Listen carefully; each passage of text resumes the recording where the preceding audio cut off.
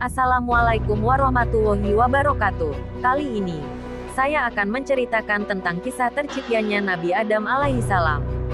Semoga dari kisah ini, kita bisa mengambil hikmah dan pelajaran yang sangat berharga serta menambah keimanan dan ketakwaan kita kepada Allah Subhanahu wa Ta'ala. Jangan lupa subscribe, like, komen dan share-nya ya teman-teman. Yang subscribe saya doakan semoga diampuni dosanya dan kelak dikumpulkan dalam surganya Allah Subhanahu wa Ta'ala. Amin. Kisah Nabi Adam menceritakan terciptanya manusia pertama yang kelak akan menghuni bumi. Nabi Adam tercipta dari tanah dan Allah memuliakannya dengan memberi pengetahuan tentang semesta. Adam diberi banyak pengetahuan yang akan menjadi mukjizatnya. Wujud Nabi Adam diciptakan sempurna serta lengkap. Tapi Nabi Adam memiliki tinggi tubuh yang berbeda dengan manusia saat ini. Tinggi badannya mencapai 60 hasta atau sekitar 18 meter. Sangat tinggi dibanding kondisi tubuh manusia pada umumnya. Jadi bisa menjelaskan juga kenapa Ka'bah sangat tinggi dan besar pintu masuknya. Para nabi setelah Nabi Adam juga pasti memiliki postur tubuh yang hampir mirip. Mukjizat pengetahuan yang dimiliki Nabi Adam diterangkan pula dalam Al-Quran. Dan dia mengajarkan kepada Adam nama-nama, benda, seluruhnya. Quran Surat Al-Baqarah ayat 31.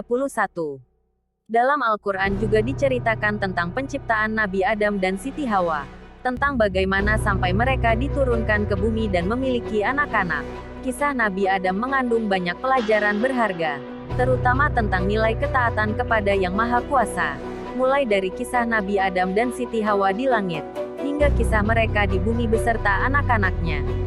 Nilai ketaatan seorang hamba pada Sang Pencipta banyak terkandung di dalam ceritanya. Dikisahkan dalam kitab suci Al-Quran bahwa Allah bercakap-cakap dengan malaikat. Allah memberitahu malaikat bahwa akan ada penciptaan makhluk yang dinamai manusia. Manusia akan mengemban tugas sebagai khalifah di bumi. Malaikat protes. Tidak setuju dengan hal yang direncanakan. Malaikat yakin kalau manusia hanya akan membawa bencana bagi bumi. Mereka akan membuat kerusakan, permusuhan, juga pertumpahan darah. Malaikat merasa keberadaan dirinya saja sudah lebih cukup sebagai ciptaan Allah. Karena mereka senantiasa bertasbih, memuji, dan mengagungkan Allah. Allah berfirman bahwa Dia mengetahui apa-apa yang tidak diketahui oleh malaikat. Seperti kita ketahui, manusia itu tercipta dari saripati tanah. Demikian juga yang diceritakan dalam Al-Quran Surat As-Sajdah ayat 7-9.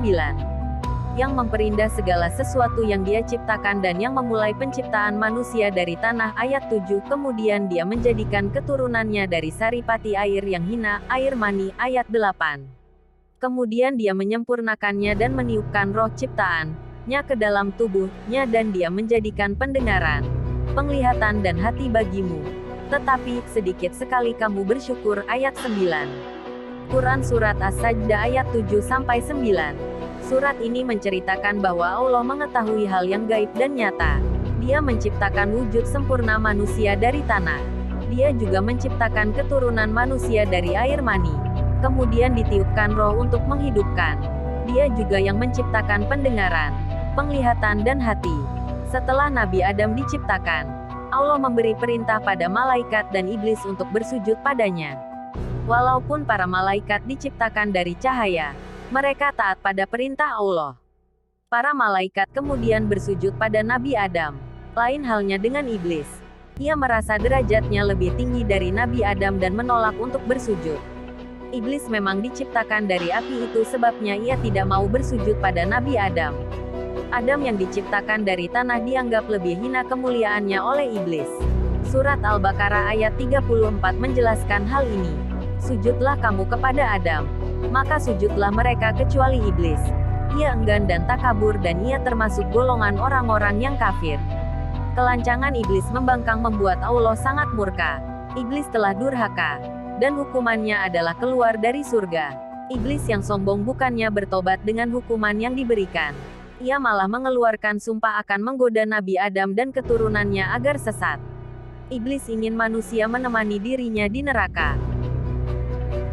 Nabi Adam dianugerahi usia yang panjang oleh Allah. Banyak riwayat yang menceritakan bahwa Nabi Adam diberi usia hingga 1000 tahun. Namun, Dalam hadits yang diriwayatkan Abu Hurairah diceritakan kalau Nabi Adam pernah memberikan umurnya sejumlah 40 tahun untuk Nabi Daud. Pada saat itu Nabi Adam kagum dengan cahaya yang berkilau di antara matanya. Kemudian ia bertanya pada Allah tentang manusia itu. Allah menjawab bahwa manusia itu salah satu keturunan Adam, umat akhir zaman. Adam bertanya mengenai umur Daud, dan Allah menjawab bahwa dia memberikan 60 tahun padanya. Nabi Adam lalu meminta Allah untuk menambahkan 40 tahun umur Daud yang dikurangi dari umurnya. Wassalamualaikum warahmatullahi wabarakatuh.